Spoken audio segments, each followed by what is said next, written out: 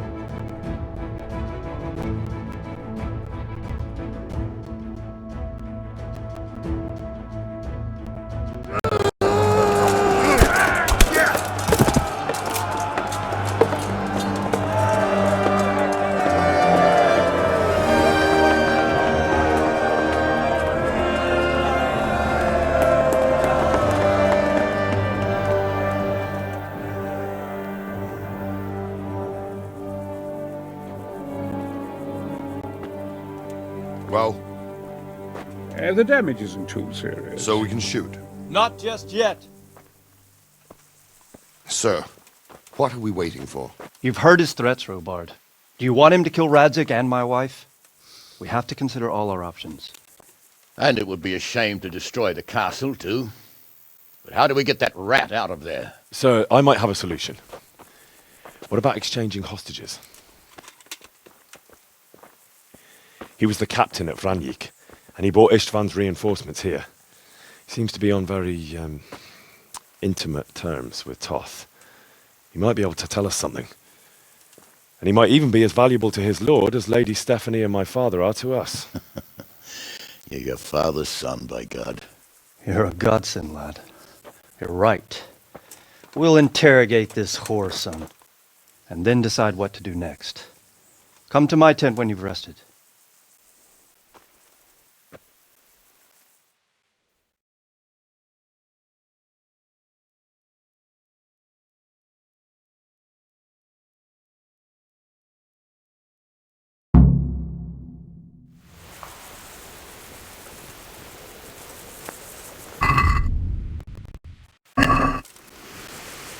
Something lying there, isn't there?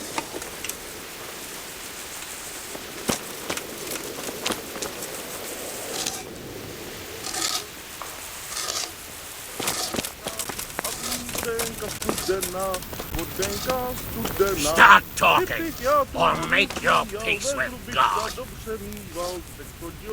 Do your worst. I won't betray my lord. Ah, Henry, just the man I want. God bless. Well now, Eric. It is Eric, isn't it? Looks like the boot's on the other foot this time, doesn't it? Fuck you. You need to change your tone.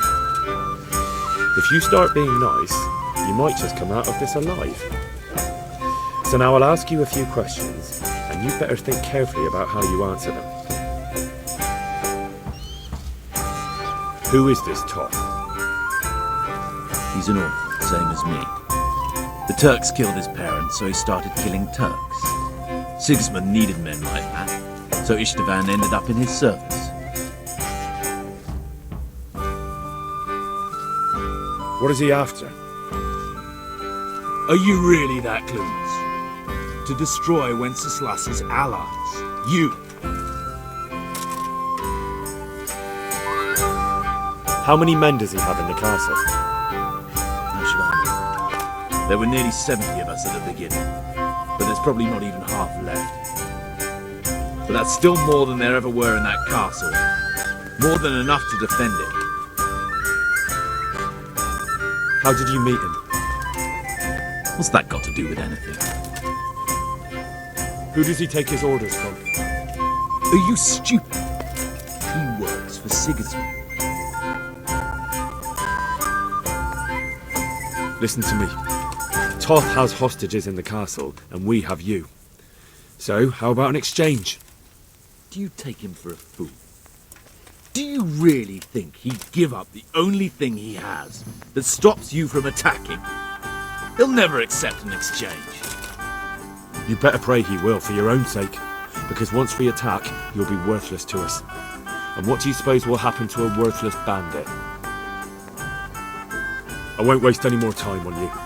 You could have saved yourself, but apparently you value your master's skin more than your own. I don't need to save myself.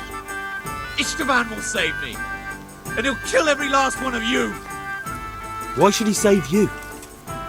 He'll sacrifice you, just like everyone in Vranjik and Pribyslavitz. You're nothing but a common bandit. You don't know anything. He'll come for me, and anyone who lays a finger on me will pay dearly. Now I'm curious. Why would he care that much about you? Could it be your lovers? You'd never understand.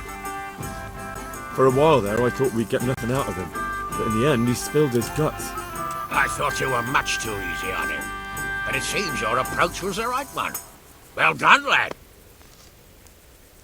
Anyway, it's clear that young fellow is no ordinary brigand. And he believes Toth cares about him. We'll just have to see if the bastard cares as much about him as Divish does about his wife and you about your father.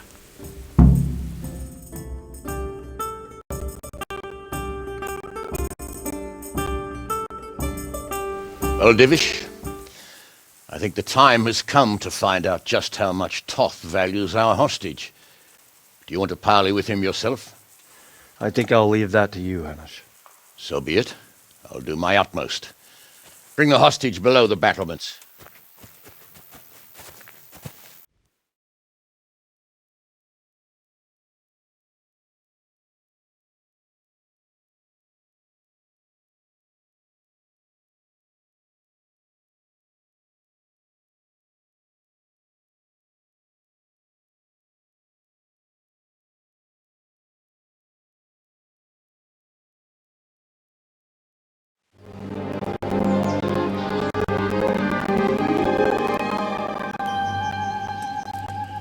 Sir Istvan! What is it? Did our neighbourly visit catch you unprepared? A little, but we've settled in nicely. And this fellow is enjoying our company so much, we simply can't get rid of him. It seems we are in similar situations. Perhaps it's time to send our respective guests home. Not a chance. Do you take me for a fucking fool? Be warned. If anything happens to Eric, I'll let every manjack here have his way with this bitch, and I'll dice Kobila into goulash meat. Nobly spoken, your grace. But for all I know, you may have done that already. Divish, I'm sorry.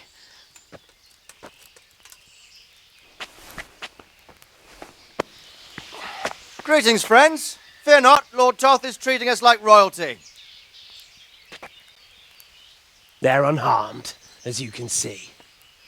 But don't try any tricks, or they won't be for long, Hanush.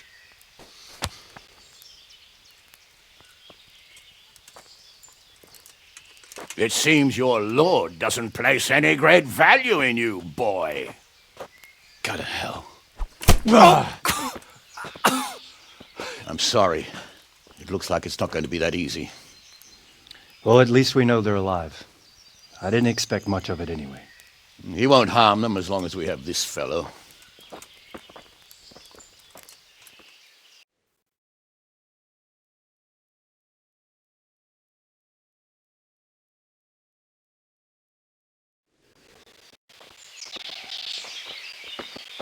Well, friends, what do you suggest? I'd say we have no choice but to attack. It's a great risk, Robard, with Stephanie and Radzig inside. I know how you feel, sir, but Toth is no fool. They are his last safeguard. He will do nothing to harm them until he is sure of victory. Would you be saying that if it were your wife inside? Or your father? Well, let me point out that we have no choice anyway. We don't have enough supplies to keep men here for weeks, while gangs of brigands and Sigismund's army roam the countryside. Toth won't agree to an exchange, and even if he did, we'd have to let him go. With all his men, he'd be a thorn in our sides till Judgment Day. Sir, a message has arrived. Oh, what is it? Margrave Jobst is approaching with his retinue and wants to speak with you. Jobst, you say? All right. What is he doing here? Who's Jobst? Jobst of Luxembourg is cousin to King Wenceslaus and Sigismund. He's the Margrave of Moravia. Only a year ago, he was collaborating with Sigismund and the League of Lords. He betrayed King Wenceslas and his ally Prokop. Now, he's changed sides, appointed himself the leader of the rebellion against Sigismund, and wants to liberate Wenceslas. Whichever way the wind blows. Nevertheless, it seems the decision is made for us. We don't want Jobst camping with us in front of our own castle like a band of gypsies. I'm afraid you're right, Hanush. All right. We'll let the men rest a while and then attack. Come to me when everything is ready.